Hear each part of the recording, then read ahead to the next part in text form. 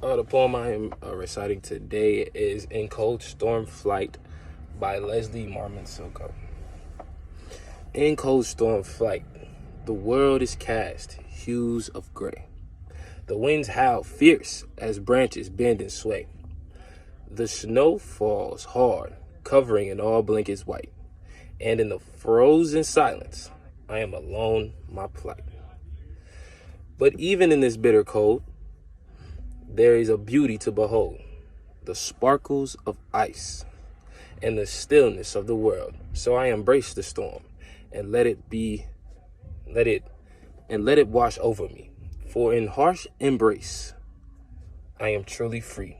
Free from the worries and the troubles of my mind. In cold storm light, I am content to find a moment of peace amidst the chaos and strife. And I know that I can weather any storm that comes in my life. This poem was by Leslie Marmon Silko. She was born March 5th, 1948. She received her Bachelor's of Arts in English from University of New Mexico. I think the major impacts on her life is she is a Native American, and she grew up with these struggles of being a minority and things like that. And growing up a Native American, of course, being the pressures of whites and growing up as a minority. The main, another factor for this poem that affects this poem would probably be the Indian Renaissance movement that was going on around this time, where they were starting to build up their own culture against white and then come out and put out arts in this place like this. And this goes with the postmodern theme of fragmentation, because this is a woman poet who comes out here and writes. And I think the main distinction of this poem is its form. It uses the form by indenting its line and creates like a wind. It creates like an angle that's like the shape of the wind. And wind is a main theme within this poem.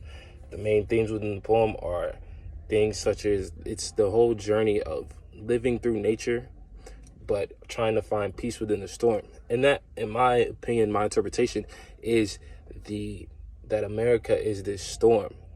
And you're in this storm and you're a minority, so you must find a peace within life.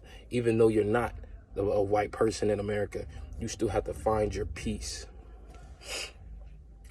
Some more things of it talks about the harsh nature with imagery, and it goes back to nature, which also has more modernism tone with the reeling of nature, talking about the wind and its bitter cold. And describing nature is not something as beautiful, but as an obstacle.